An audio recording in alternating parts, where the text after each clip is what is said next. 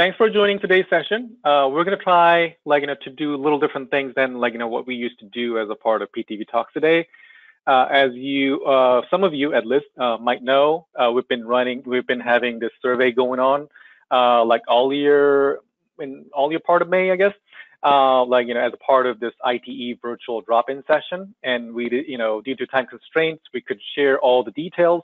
But we wanted to have another set of opportunity to talk more about the survey results here. So the title for today's session is like survey says, microscopic model development and calibration state of the practice. Where are we at?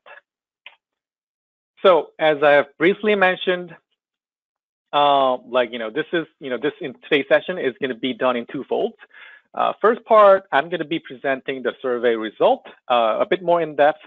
And then part two is going to be moderated by Bill, and we have 4 panelists who've been in the modeling industry for quite a long time, and hear about their thoughts and experiences. So first of all, here's the details on our survey. We've conducted this survey, virtually, online, starting on May 3rd, and we had it open for 3 weeks. And we had 17 questions that we have asked. It's quite a bit, but a lot of people, thankfully, went through all the 17 questions and provided all those valuable answers. And those were the questions on general microscopic simulation modeling and calibration practices that they've been, that they've been doing. And there was no product-specific question or questions. And as a result, we got exactly 300 responses. And with that, we start to analyze the survey results. So the first poll that we want to go with and that we want to ask you is, did you participate in our survey? So there are 3 options. So let's take maybe 20-30 seconds for you to answer.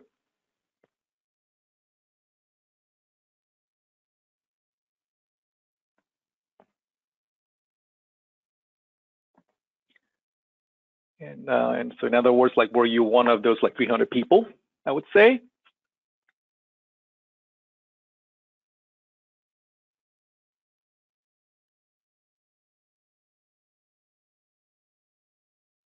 All right, so it seems like I cannot see it that big enough here. Let me just make it larger. So 44% responded that they have participated. And 24% said, they're aware but didn't get a chance to participate. 31% said didn't hear about this survey. Okay, sounds good. So let me proceed to this entire, the other series of questions that we have asked. Our first question was to ask you who you are. So the question was, what is your current employer type? I gave 3 options: public sector, private sector, and academic sector. As you can imagine, 72% of the people responded, people were saying that they're from private sector, 15% from public sector, and 13% from academic sector. The second question was quite similar. I have asked them to define their professional background, and we have allowed them to choose, select all that apply types of question. And about 86% of people define themselves, as transportation engineer, 62% translation modeler, 38% manages the project, and 27% of people said they're reviewing the project.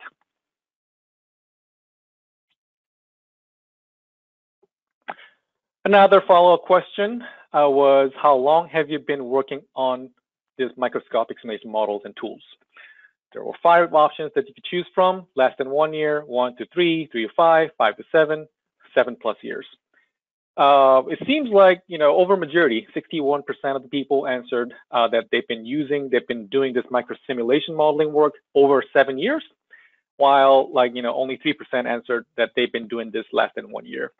And the rest were evenly spread, I guess. 1 to 3, 3 to 5, 5 to 7 were all at around 11 to 14% range. So those were the types of people who responded to our survey. So now here's another set of questions, which is first, currently, what types of projects are you using microsimulation for? We gave them 7 options, and we also allowed them to type up their own answers. And also, again, this was like all that apply types of question. As you can imagine, 75% of people said they're using this like microsim for freeway modeling, and also 74% of people said corridor or arterial analysis as well. And in addition, 71% answered yes to unconventional intersection or interchange evaluation projects. And about 38% people said they're using microsim for public transit analysis. And about 33% on large-scale traffic impact analysis, such as like master planning.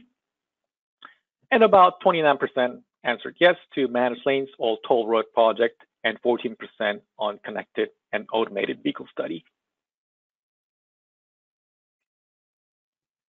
So here are some answers that we've got, and for those people who chose others, somebody said e-scooter analysis, some others said airport roadways analysis, and and the other one was bike lane projects, highway, rail at grade crossing studies. And also, in addition to large scale, small to medium traffic impact studies, intersection safety study, and work zone traffic control assessments. Those were the additional types of answers that we've got. Okay, the next question that I posed was, I have asked the participants to rank the following tasks, 5 tasks that I have listed up, from most to least critical factors for your successful project delivery. Okay, huge number of people, chose data collection and reduction as the most critical task out of 5. In average, 1 to 10, they could choose from 1 to 10, and then in average, 3.97 was the score that data collection and reduction has got, and about 51% of people answered that is the most critical task or step. Calibration and validation follows that, 3.54. It was a pretty good number of people who still thinks that that is the most critical one. Base model development is 3.4. So pretty close to calibration and validation, but slightly lower than that.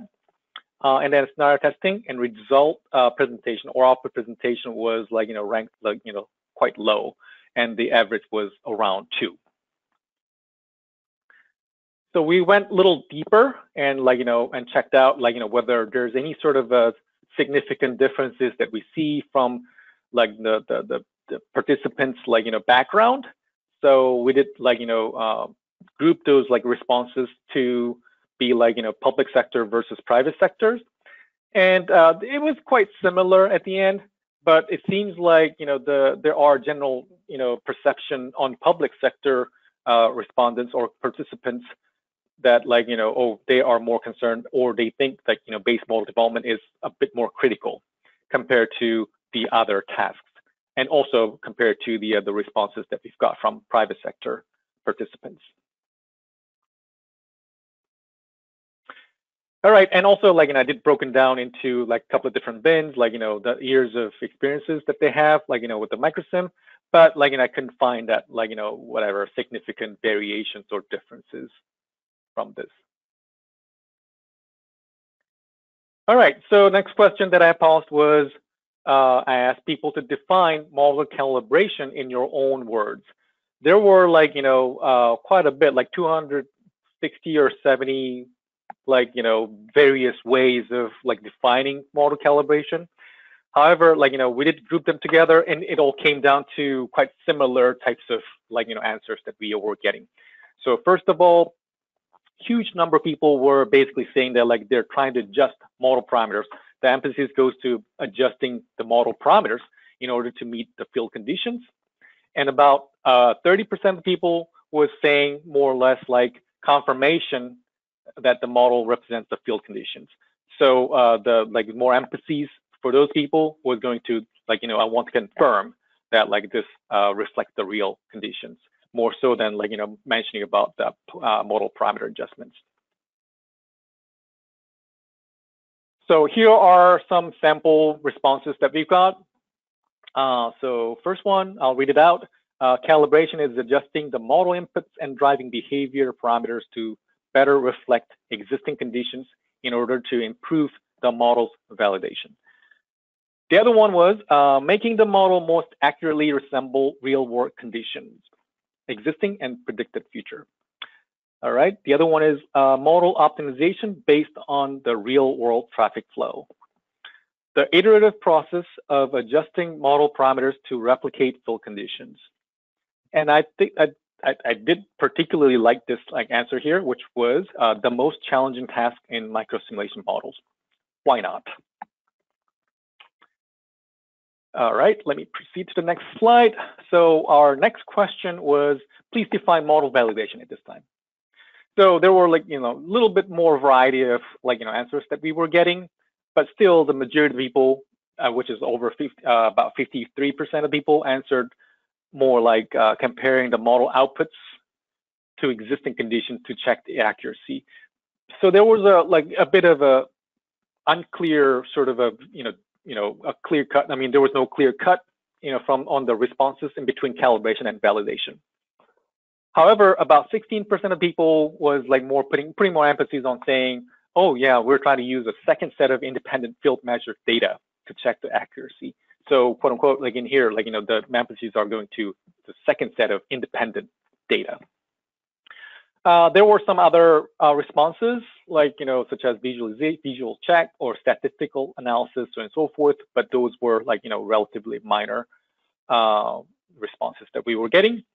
So here are some responses that we've got, some simple answers that we've got from people. So here you go, testing the robustness of a model on a new data set to make sure the model was not overfitted on a particular data set. The other answer that we've got was testing the calibrated model with a similar data set. I'm not entirely sure, but anyways. The other answer that we've got was validation is to verify the calibrated with additional independent MOE. Okay, checking the model output against in-field observations and measurements. The other one that we had, it was usually means using the GEH score to check the validity of the model volumes as well as visual observation and travel times. Okay, here are some more. Somebody said, this is a vague term, means nothing to me beyond calibration. Similar types of response that we've got was rarely use model validation, just use model calibration. Okay, and the last one that I have picked here is involves testing a variety of conditions. Don't tend to do this. All right. Okay, let me move on to the next question, which was question number 8. I have asked people that how do they collect their calibration data or data for modeling purposes in general, I guess. So there were 4 options that people could choose from, and as you can see, 94% of people answered that they do collect data from the field. There could be various ways of collecting the data from the field. We didn't specifically ask the details about it, but 94% of people answered that they chose that they're doing the field data collection. And about 69% of people also said that they're utilizing the data that was collected for another projects, previous projects. And about little over half of the people utilizes commercially available big data sources, and about 49% of the people uses the available online data portals as well. Because we could see that a lot of cases where people were choosing more than one, also because we did set these questions to be select all that apply. I just wanted to see what types of data, what types of sources, are being used together the most. As I mentioned, field data collection has showed the highest number and highest percentage. And it seems like based on my analysis, it seems like field data collection goes pretty well. I mean, quite often it goes together with the data that is being collected from other projects or previous projects, as well as commercially available big data. So it was about 65% of people uses from the data from previous project and field data collection, and like a little over half of the people said they're using commercially available big data, and also they do a field data collection as well. Some other types of the people, for those people who has answered other, here are some of the answers that they did put up. Probe data analytics, excuse me, and field data using drones, Bluetooth split monitor for single data. So this maybe fall under that field data collection, but they specified what that is. And also driving behavior parameters from previous studies or agency guidelines. They're using that as a data source. And then video processing data and professional judgment based on past studies. That was the other types of answers that we've got. Okay, so the other types of the next question that I posed was, what types of data do you use to calibrate your model? 5 options that I gave people. There could be more, but we limited this at 5. And about 94% of the people uses volume data. It could be turn count, it could be link count, using that volume data for the calibration purposes to make sure that your models, reflecting the field condition. 87% of people said travel time, 7%, 70% said queue length, and about 44% said they're using some types of a traffic flow pattern data, such as historical data that Google Maps provides. And about 18% of the people said they're using trajectory data. The other types of data that they're using, before we get to that, I guess, I just wanted to do the similar types of correlation types of study analysis and see what types of data are going together the most. So volume data obviously was pretty high, and the highest, I should say. And volume data has been used along with the travel time. About 81% or 82%, it should be pretty close to, are using both volume and travel time data. And about 60% of people, uses volume data and queue length data, and travel time data and queue length data as well. So those were the options that was chosen together the most. So other types of data, that they chose was speed data. I forgot to add speed data probably. That's why. And the other one was by lane information, most importantly capacity, headway, number of stops, actual travel demand data /OD was another thing that we've seen there, and observed delay, saturation flow rate, throughput reductions on freeways, and visual audits, and transit ridership. That's what we've got as other answers. All right, question number 10 was, how long do you collect your calibration data for? There were 5 options that you could choose from. First one was less than 1 day, primarily just during peak hours. And the other one was 1 day, 1 to 3 days, 3 to 7 days, and over 1 week. I think, about 30% of the people said they collect data for less than 1 day. It's only peak hours, I guess, or a little over peak hour, peak period.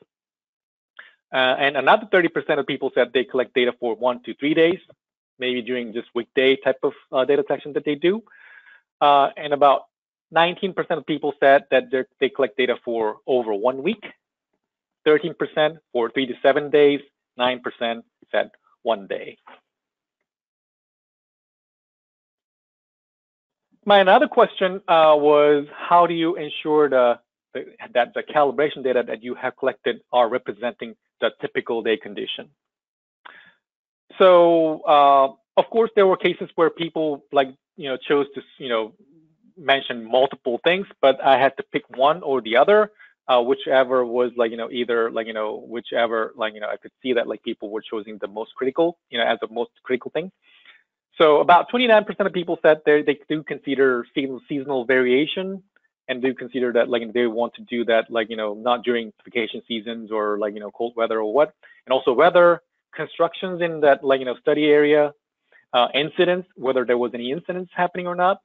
And also they said that they do collect data on Tuesdays through Thursdays and avoid Monday, Friday, and weekends. And also they try to collect data for multiple days. And about 7% of the people said that they either said they follow Federal Highway Administration guidelines or do conduct cluster analysis or statistical analysis. And about 25% of the people said they do cross-check this data that they're using up against the big data sources that they might have access to, or some other historical data that they have access to as well. There was about 25% of the people. About 10% answered that they do the field visit to check the traffic pattern and see the, check the reasonable, whether the data that they're using are reasonable or not. And also they do apply engineering judgment and also try to utilize the local knowledge.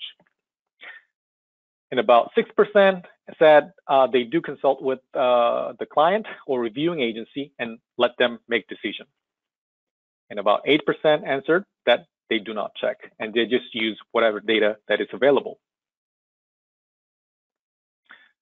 All right, and about 7% of the people said they do average out the data that was collected from multiple days, and sometimes they were saying that they do average out for the data from multiple data sources, I think, in some cases. And also, in some cases, they apply adjustment factors to the volume or the data that they have, such as seasonal adjustments, I would think. So here you go. Here's our second question that that I want to ask you today. So question is, are you aware of Federal Highway Administration's Traffic Analysis Toolbox Volume 3 2019 update? Not the original version, but the updated version that was published and made available in 2019. So we'll give you some time to answer to that.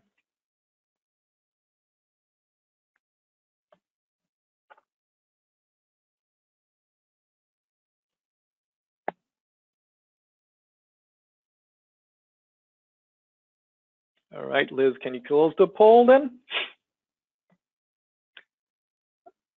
All right, so here are the answers that we've got. About 22% of the people said that they're aware of it and they've been applying it actively. 41% said, yes, I'm aware of it, but I rarely use it.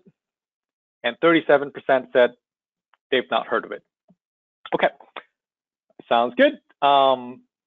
And then we're going to proceed to the slide. So, okay, so here's one thing that I want to quickly share with you all, especially for those of you who've not heard of this, Traffic Analysis Toolbox Volume 3 update, 2019 update. So that's openly available, and you can download it from their Federal Highway USDOT website. And here are some parts that I did pull out from that documentation. First of all, here's how they would like people to identify those representative days, not a typical day, but representative days. I'll read it out here. In here, it says, in this step, the analyst takes the data from the travel conditions identified using cluster analysis or other statistical methods and prepares them to support calibration.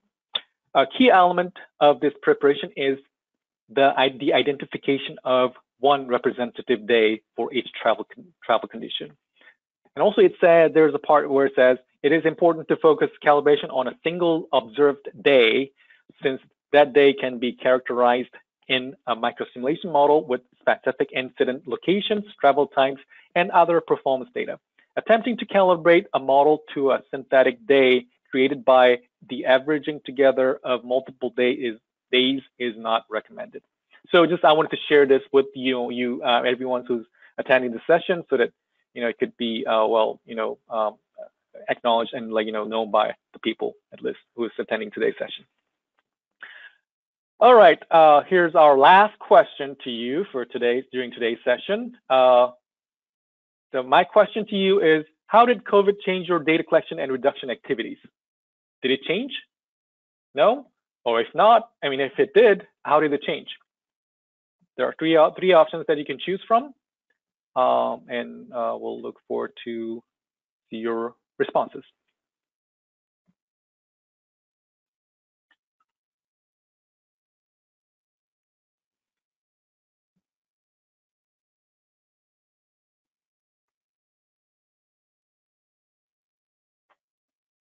All right, I think we're getting closer to the end. All right, okay. So the result is here. 7% of the people responded and said like there was no change. They're collecting data as usual. So it's a very low percentage, right?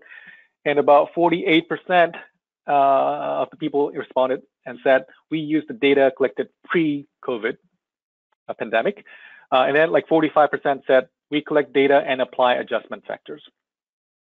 So, okay, sounds good. And let me go to the next questions. So our next question was, what do you think about people saying that microsimulation is too expensive and complicated? So 0 meaning I do not agree, it is not complicated and it's not expensive at all. 10 meaning I do completely agree, it is very expensive and it is very complicated. So honestly, I thought like, average response or average scoring that we're gonna get was gonna be 7 or 8, but surprisingly, like the mean value was like 5. And even more surprisingly, like having 5 in the middle, like it was like about 50-50. About 40% chose like 0 to 4, and another 40% chose 6 to 10. So people are relatively neutral to this like statement.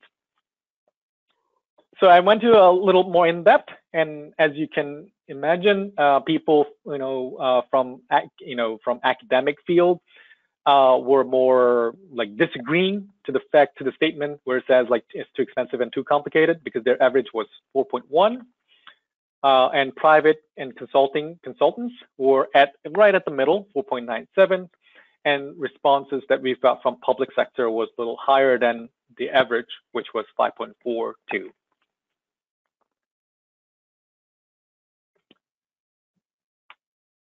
The next question that I posed was, I'm going to jump over to question number 15, which was how much time do you spend on calibrating and validating your model out of the entire project modeling effort that you're putting together.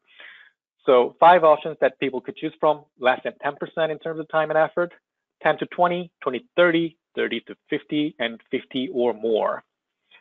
About 11% of people said they spend less than 10% of the effort on calibrating and validating the model. About 25% said like 10 to 20, 35% 20 to 30, 23% said 30 to 50, and 6%, there were 6% of people saying that like they're spending over 50% of the time and effort calibrating and validating the model. So now I wanted to find out the correlation in between these and the level of that they chose, in terms of how whether that microsimulation is expensive or and complicated or not. Now, as you can imagine, there was a direct correlation. Those people who said that oh, I'm spending less than 10% on calibration and validation, their average response here was 3.94, while for those people who have answered that they're spending more than over 50% of the time and effort on calibration and validation, their average response was 5.78. So clearly we could see that that calibration and validation is a big burden that people go through while they're working on this microsimulation modeling projects. All right, so another follow-up question that we had was, if you or your client think that microsimulation is too expensive and too complicated, what are the biggest contributing factors to that? And we have allowed them to choose all that apply. All right, about 72% of the people chose to go with the model calibration time, the amount that it takes, the amount of effort, I would say, to calibrate the model. About 64% said that the amount of time that it takes and effort that it takes to develop the model, and about 47% answered and said that required amount of data, and about 42% chose to go with staff knowledge level, their own staff knowledge level, and then about 37% chose to go with also said software and data cost of it. All right, and then I did break it down to different group of people who responded, private, public, and academic. And there were some interesting stuff that we could find here. First of all, like, public and private agencies, participants from private sector and public sector was having slight different, opinion on, model calibration time and model development time. Public agency people still feels like that, model development time is the biggest burden, even though calibration time was high enough, while private sector with, participants chose model calibration time as the highest, the biggest, the contributing factor. And another interesting thing that we found out here was the participants from public agency with the public agency background, they tend to choose the staff knowledge level as one of the most, one of the biggest contributing factor to the fact, to those impressions on microscopic simulation models are being complicated and expensive.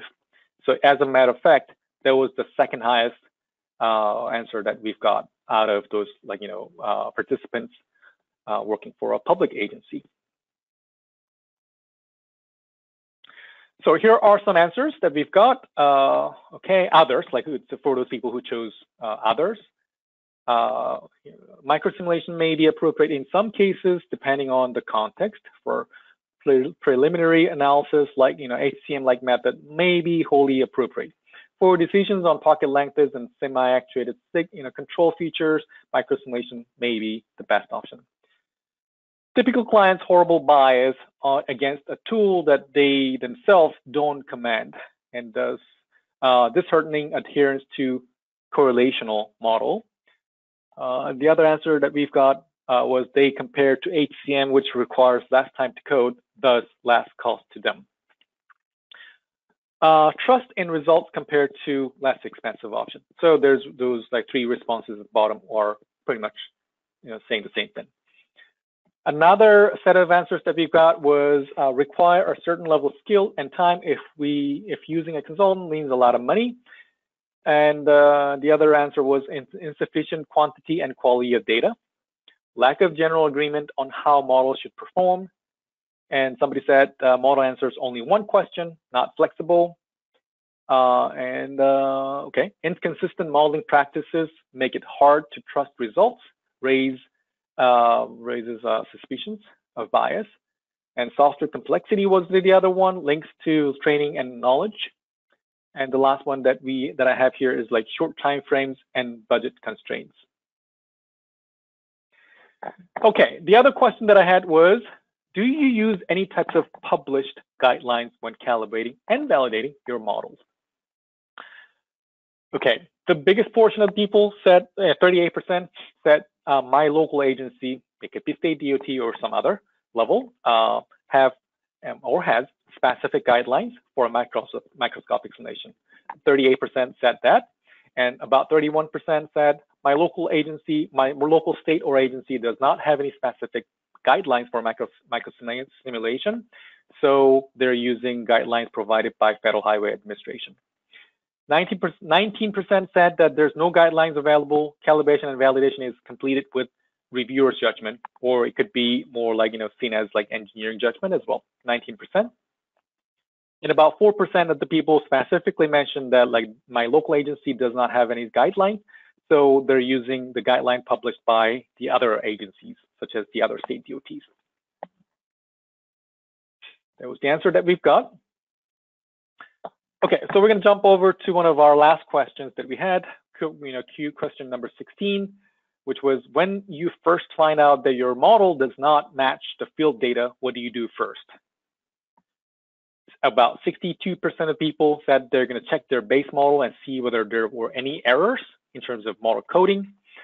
And about 14% of people answered that they're going to check the field data and see whether there was any bias or noise or so and so forth.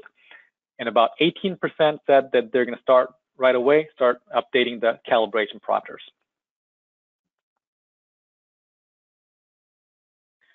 The last question that we had, question number 17, was what is the main or first parameter that you are going to adjust when you start calibrating the model?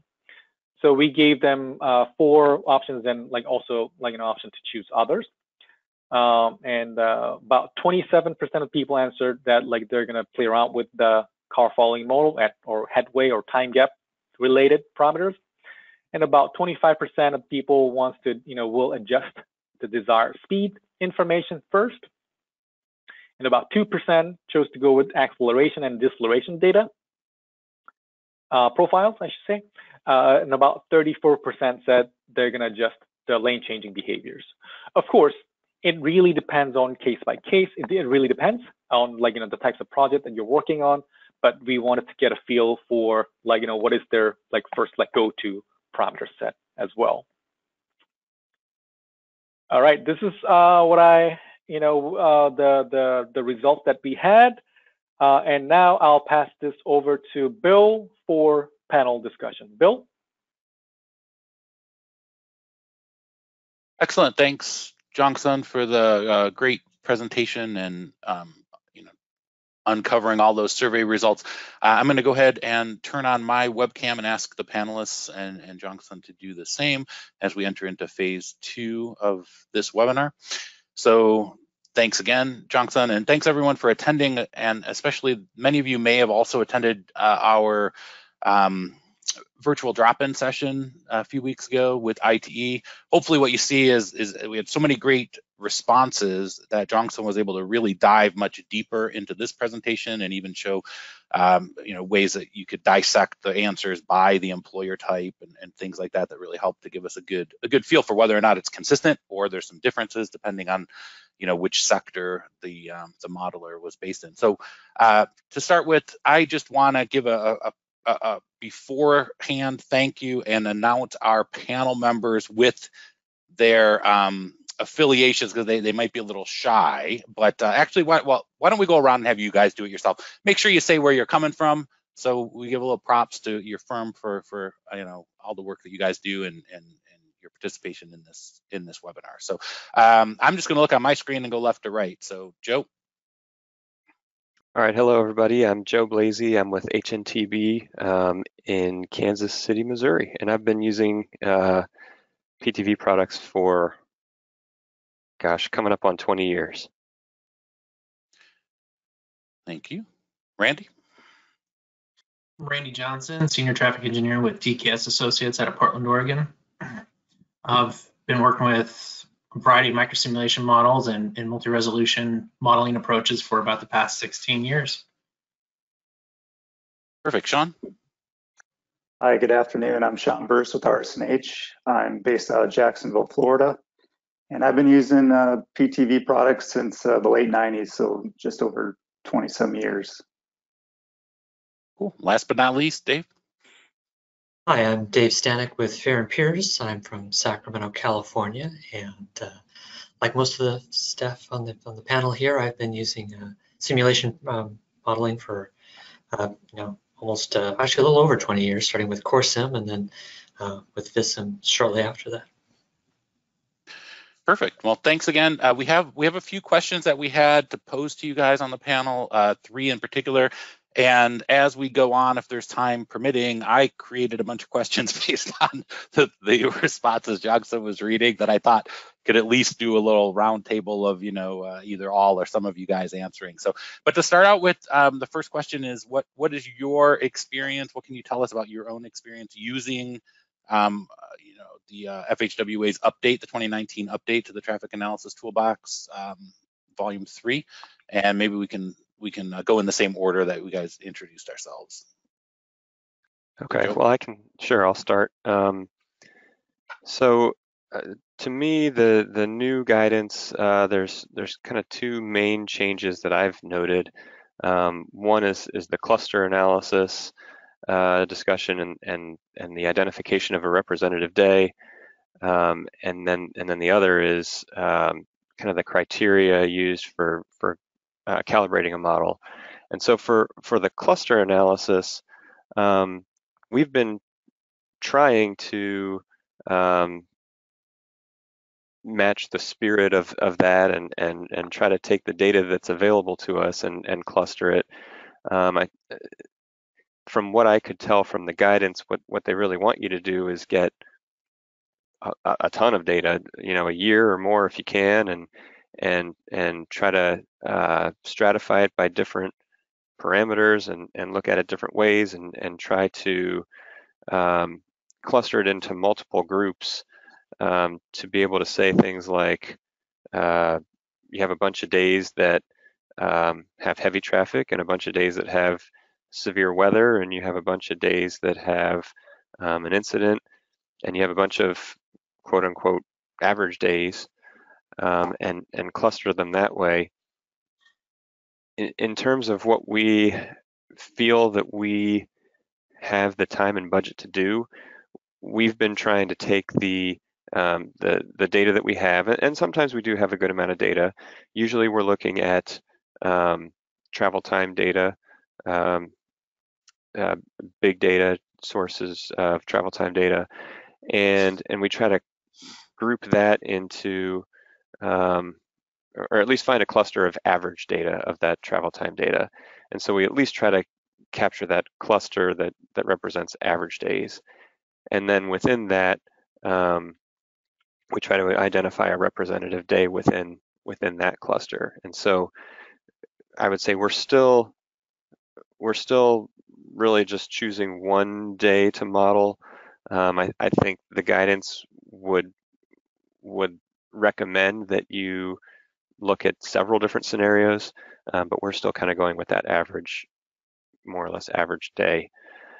And then in terms of the criteria, there's and I don't think we got into it too much in this presentation, but there's a couple of criteria about looking at deviation from the mean and looking at standard deviation, 1 and 2 standard deviations away from the mean data.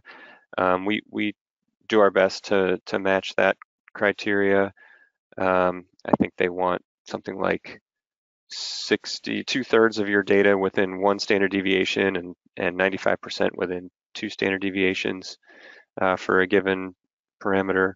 And then there's also these calculations called BDAE and BDSE. Let's see if I can get this here.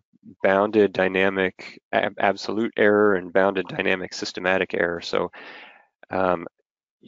is your data very far away from the mean consistently? I think that's the BDAE, and then checking to see if your data, maybe it's not that far away, but it's always higher than the mean, or it's always lower than the mean. That's the bounded dynamic systematic error. So we do try to follow that criteria and look at those data points to match the best we can. Great, thanks, Joe. I also should mention, if there's somebody on the panel, at any point that you want to,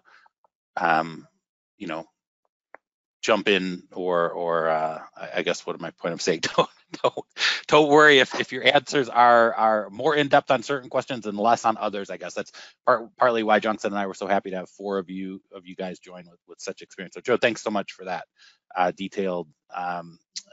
Randy? Yeah, so my experience pretty closely mimics what Joe was explaining there. The cluster analysis is something we've been looking to apply. In fact, recently we had proposed that on a project, and even did some during the proposal phase, even had done some cluster analysis to show the benefits. And in the end, it was, well, we don't have schedule and budget for that level of analysis, so let's just do sort of the average weekday. And let's see, it was question 13, I think. There was 37% stated that the data cost was too high.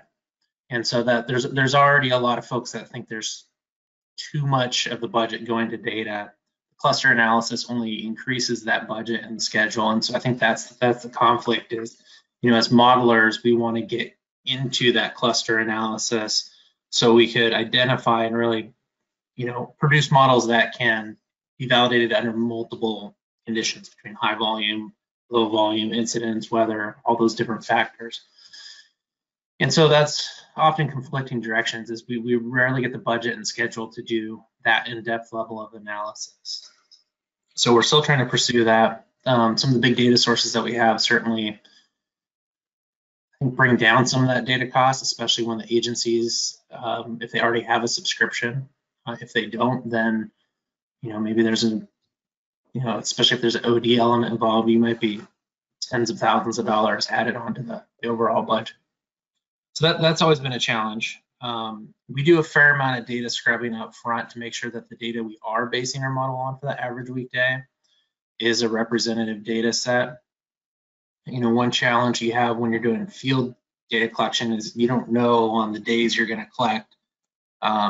Often we try to do 2 to 3 day minimums of data collection, so you're not just basing everything on one day. And then we'll rely on the big data or something like IPEMS or any of these DOT data archives to kind of go through and see, okay, the times that we did collect data, is that a representative day, and do we need to do any adjustments off of that? And then I would say on the calibration side, so a lot of my work's in the Northwest, in Oregon and Washington. We have each DOT has their own VSIM protocol that's quite thorough. Doesn't quite go into as much detail with the 2019 on some of the statistical analysis, but that's what we largely use for our calibration efforts, or those 2 DOT protocols. Excellent. Thanks, Randy. I'll throw out 2 as you guys we did get one question in related to all this, and you guys are kind of answering it as part of the answer to the question that's asked, but just any advantage that you've experienced by using the cluster analysis with simulation that's been asked by one of the audience members. Let's move on to Sean. All right, thanks.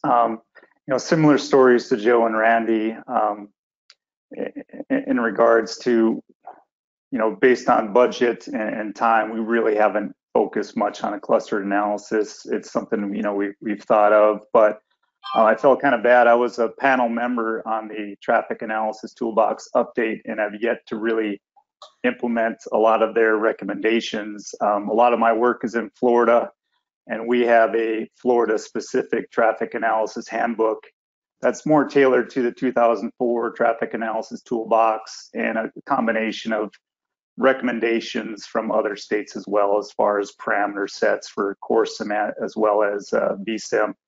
And I think just in general, a similar theme to other stories is the cluster analysis just is very challenging in terms of the time to collect the data, the budget for the data, and then to analyze all that data to get your various days you want to assess. So I don't see in my area in the Southeast, especially Florida, really moving forward or adopting the cluster analysis. And of course, if I'm not going to get a budget to support the extra data collection, I'm not going to really embrace that. But what we try to do is a lot of times for turning movement counts, we'll probably only have 1 day's worth unless we know that there's a major incident that would warrant a recount. A lot of our mainline data, there's online sources that we have several days that we can incorporate. And worst case, if something happened to turning count, or if there was an issue, we can apply those percentages. But really, a lot of our freeway projects are mostly have issues on the mainline themselves. So if there was an incident, we can see that volume is significantly lower, or the speeds are lower than a typical day. So we try to look at some historical information or archive data to at least find a decent typical day, if you will, for our projects. In terms of calibration, one thing that the toolbox has taken out is some of the subjective information, analyst satisfaction. They want more quantitative measures, and that makes sense. A couple of the ones that we focus on are travel time.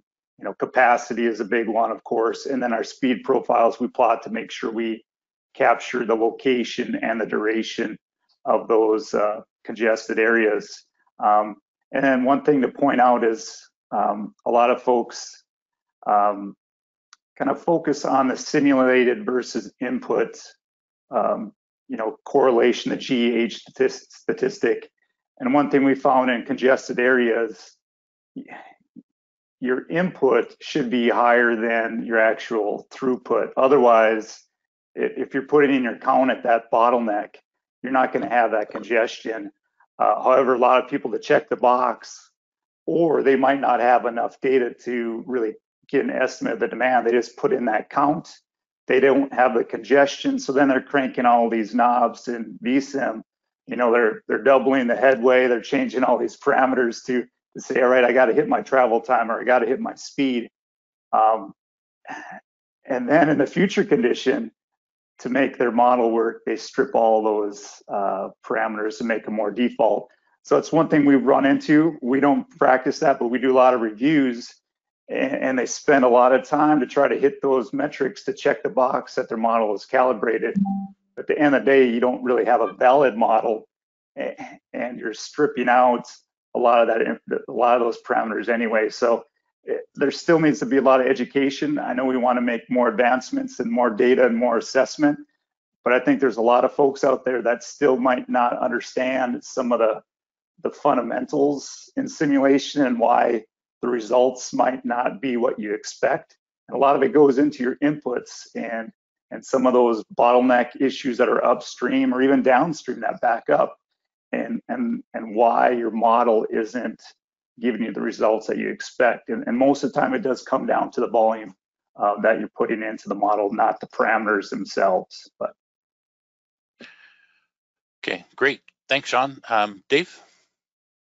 Yeah, I don't have much experience with applying this. I was excited to see when the new update came out, but in most cases, either the amount of data that's needed, as some of the other panels were saying, to do the cluster analysis isn't available because the locations that we're studying are older locations that need improvement.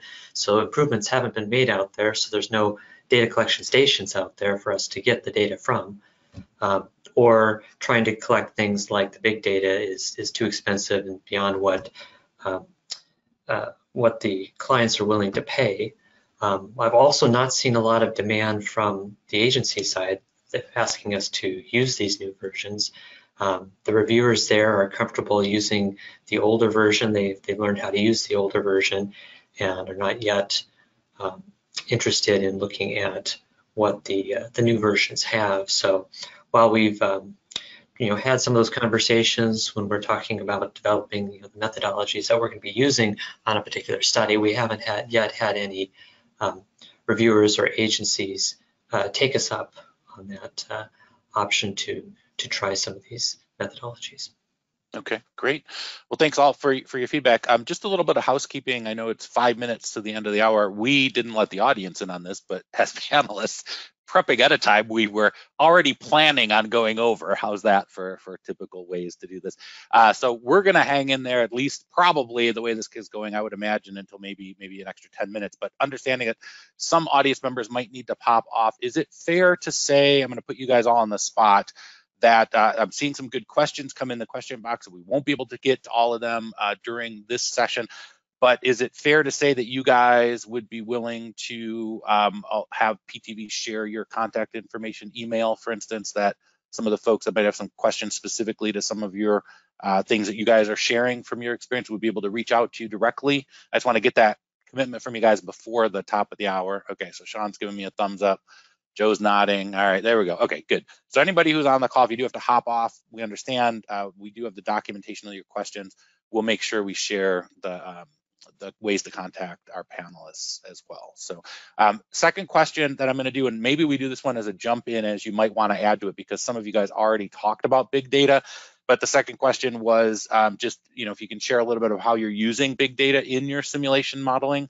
And I know I've heard it a few times from you guys, but if there's anything else that any of you would like to add, I'm not going to call on you necessarily. Just go ahead and be civil about how you're, cutting into each other's time. So whoever wants to jump in on that first, feel free. Well, I can go ahead and go first since I was going last. We've been using big data to address the issue with not having enough historical data, right? So when we've been doing our studies and we are ready to collect data, the pandemic hit, and traffic volumes were much lower when we were ready to do that data collection. So instead, we had to rely on historical data, but that historical data was incomplete. And so on a couple of projects now, we've done about 50% historical data, and then we had to fill in the gaps with about another 50%. And so one of the ways that we're using big data is using streetlights data's estimates for volumes from those time periods. And so that's one piece of it. And then the other piece of it would be using data from speeds of vehicles. And some of the vendors for that are like INREX or WeCho provide speed of different roadway segments on specific days. So we've been using that to help collect some of that data. I guess I'll go next to keep the order progressing. As far as big data, we typically use streetlight data to support our freeway projects. And we use it for two main aspects. One is for OD patterns. And it's very important for express lane projects, especially just to get a good assessment of the potential express lane utilization with different trip lengths. So that's very valuable. So we use that as a seed matrix for ODME.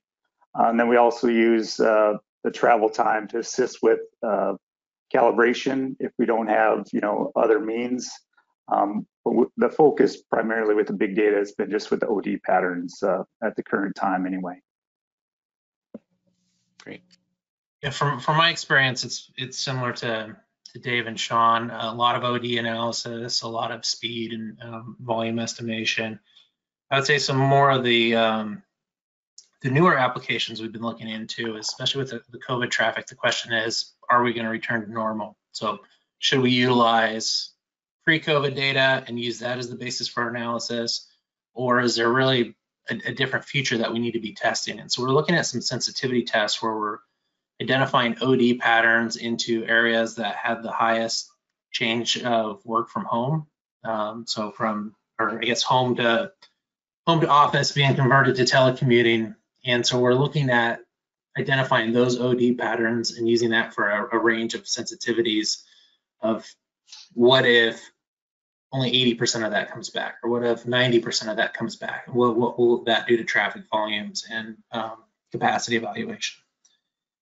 And then another application, we were looking at WeCho data, which provides high resolution data from OEMs, automotive sources. And we use it for safety analysis to identify, basically do hotspot mapping of hard braking. And so while that wasn't in a modeling application, we see some potential for use with trajectory analysis and looking at, are we getting the same types of braking characteristics in the model? I know we were able to use that information to identify where there's some vertical curve issues that led to some hard braking. And that type of data may not come through when you're in the typical data that you would collect for microsimulation applications. So the WeCho data with the 5-second resolution data is a lot of potential there. And I'll just say real quickly that the two biggest things we use, I think maybe it's the same as what Sean said, is we use the OD type data as a seed matrix when developing our ODs, and then we use the speed and travel time data for calibration type applications. Excellent, thank you. I am dual duty here, also manning the question box. We have a lot of very interested folks on the call. I think we could have made this into a 3-hour minimum, little one-off course. But anyway, that's really great. Thanks for all answering that.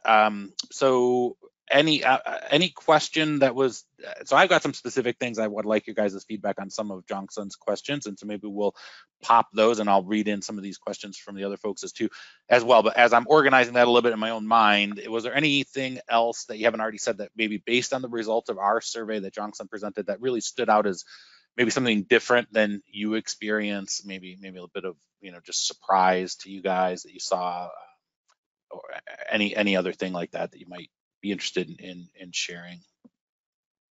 If not, that's fine. We have other things we can get to. Sean? I just have one, and maybe it's just how I interpreted the the response, but there was the first measure to change for calibration, and I think desired speed was 25%. And maybe I'm thinking of it as, are people using that to, let's say, artificially cause congestion, or is it simply to just check the free flow speeds if they match, you know, the field data? Because I guess if you're using it to force congestion and make cars slow down so you can, you know, check a box on travel time, that I don't think is an appropriate use of that parameter. But maybe I misinterpreted that option, I guess. But that was one thing that kind of stood out for me, I guess. Johnson, do you want to share anything on that? No, I mean, you know, it was just like, you know,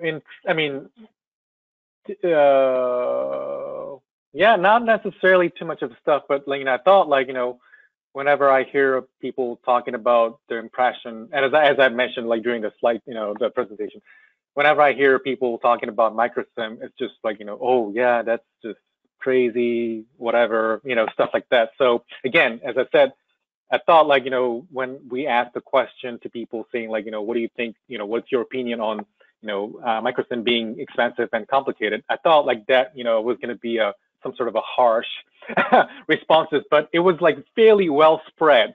So it was interesting to see that. And I'm not so sure whether that's because it was like primarily consultants who participated in the survey or not. I don't know.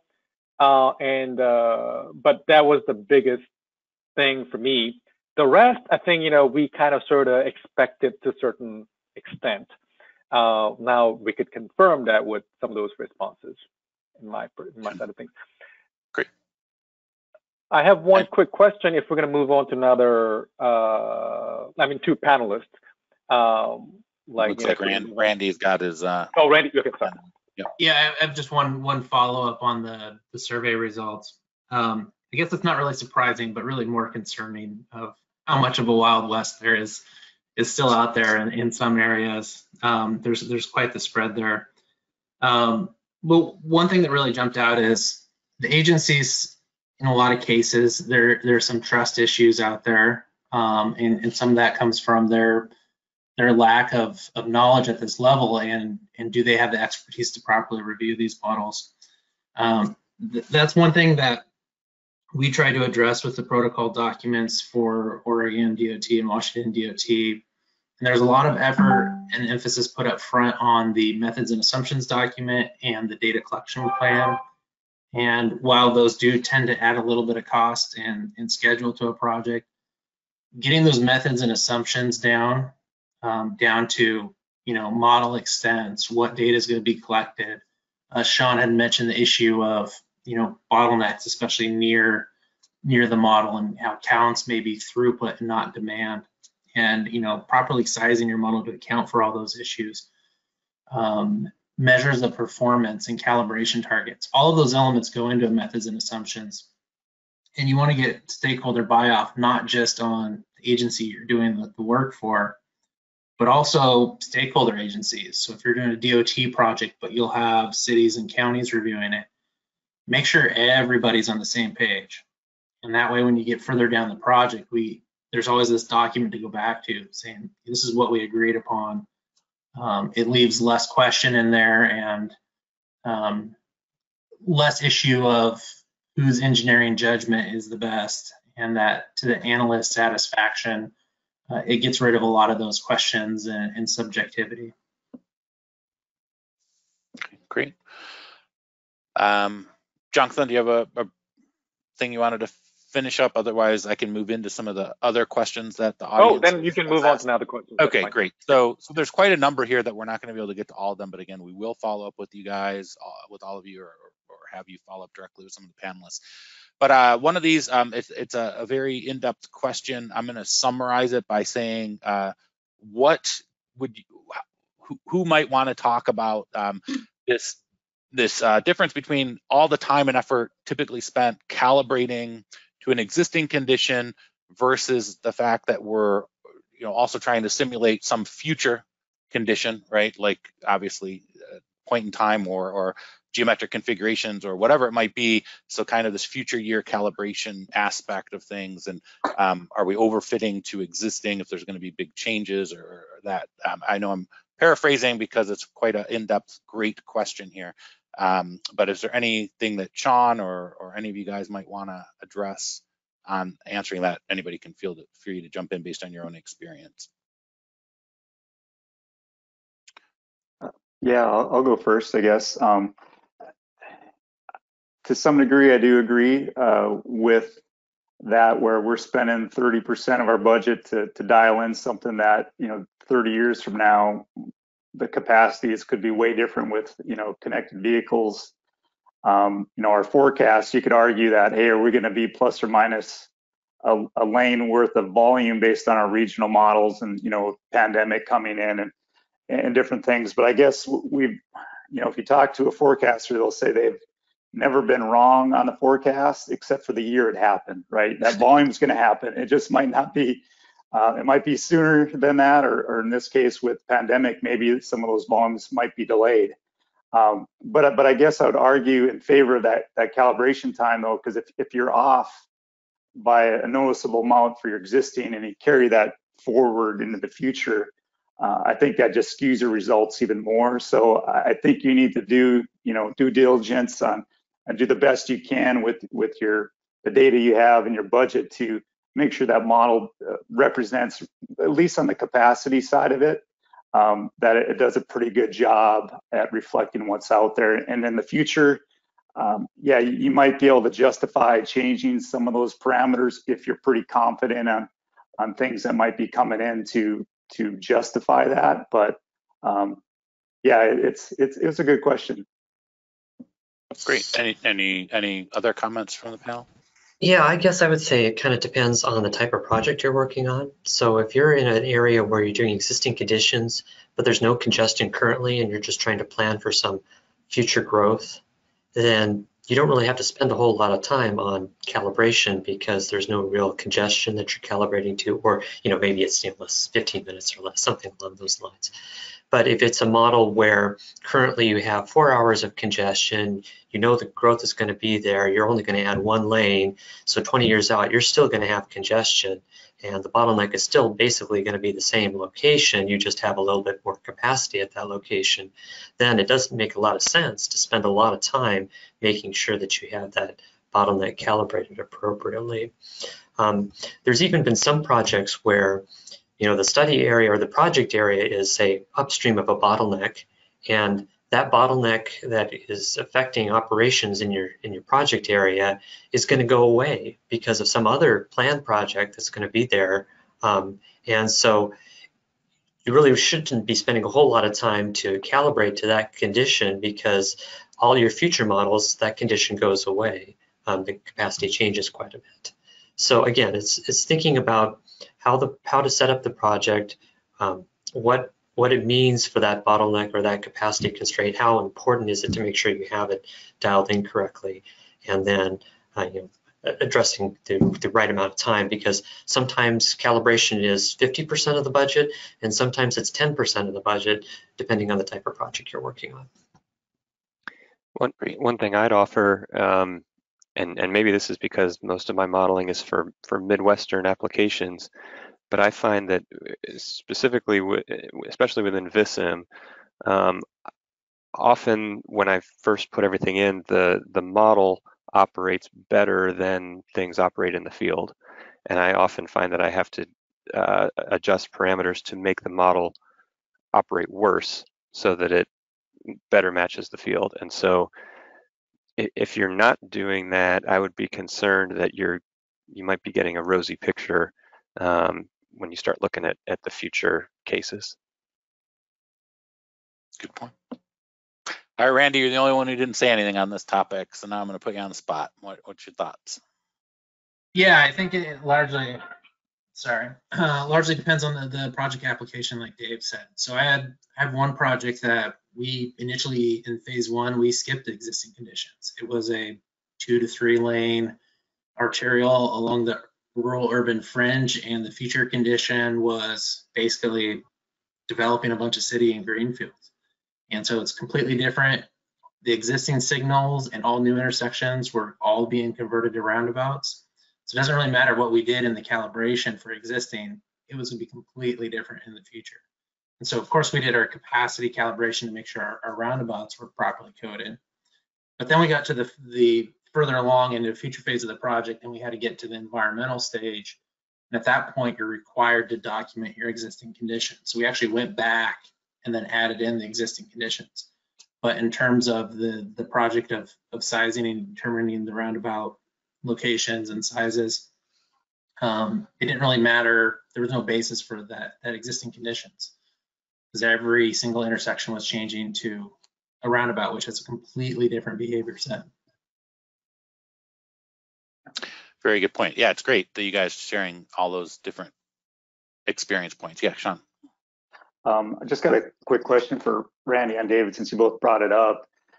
In those areas where you don't have, let's say, congestion in the existing, do you guys have local parameter sets that you've used versus, defaults? Because as, Joe mentioned, maybe the default's going to maybe show 2 rows you have a picture, but do you have localized sets in the county or state that say, hey, barring any congestion, here's our default headways and different parameter sets? Yes, definitely. From previous studies and in the same area, we have calibrated bottlenecks.